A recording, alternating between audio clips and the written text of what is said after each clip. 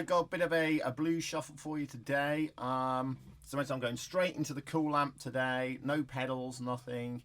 Such a wonderful sound. It's just super crisp, super clear. I've got the gain cranked on it because it's a low gain amp, and it's just...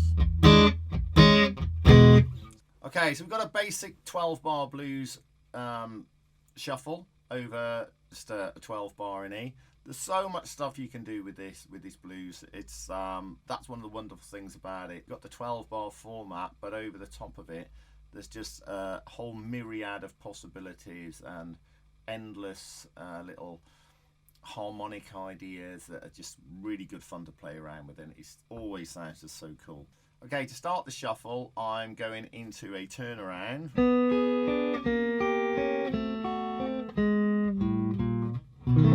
Classic blues turnaround. So I've got it's a D7 shaped chord, but I'm sliding up 2 frets, so it's E7, down a semitone, down a semitone,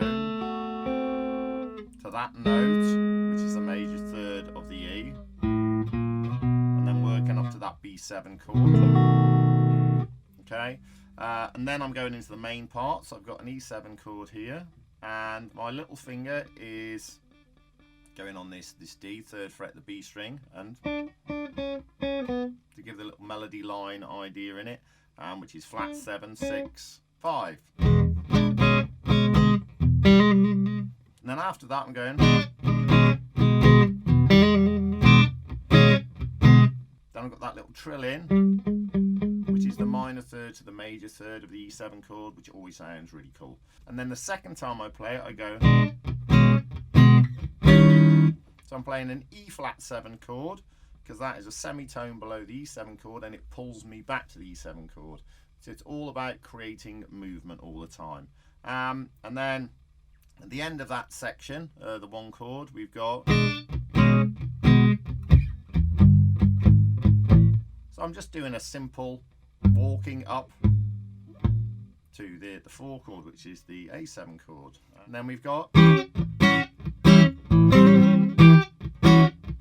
So basically the same deal over the A7 chord that we did over the E7 chord. So I'm going. So I've got flat 7, 6, 5, and then you got your trill there. So at the end of the A7 section, I'm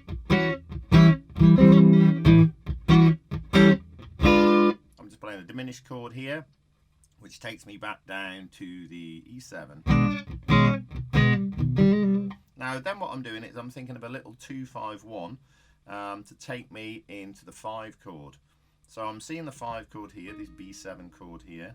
I'm taking the 2nd chord of B, which would be a C sharp minor 7, to the F sharp 7, which takes me down to that.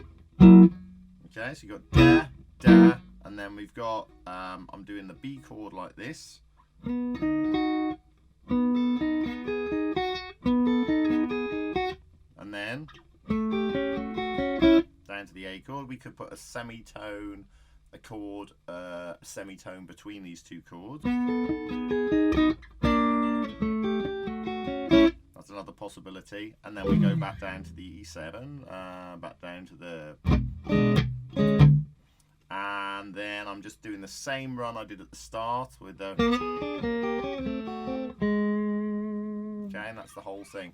But always thinking about the movement between the chords. Yeah, it's not about being boring and just changing from one chord to another. Not that that's totally boring. That's just my opinion. It's thinking about how do we get, this is the best way I think of it, how do we create a little path from one chord to the other. So at the start,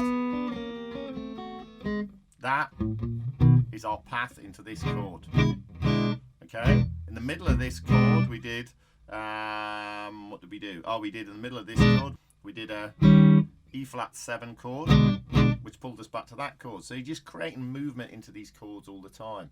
Then when we change from one chord to another, what can we do? We can do a little chromatic line.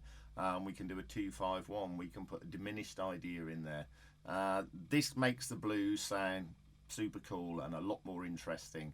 And it also allows you to move beyond that basic 12 bar format, which a lot of people get stuck in. Or they think, you mentioned the blues, and they go, well, the blues is easy, it's just 3 chords. Well, when you start moving things about a bit and you start to put all these little ideas in, it's definitely not easy. It's a lot more complex than sort of standard rock stuff that a lot of people are into, and it's heaps of fun. So enjoy and subscribe.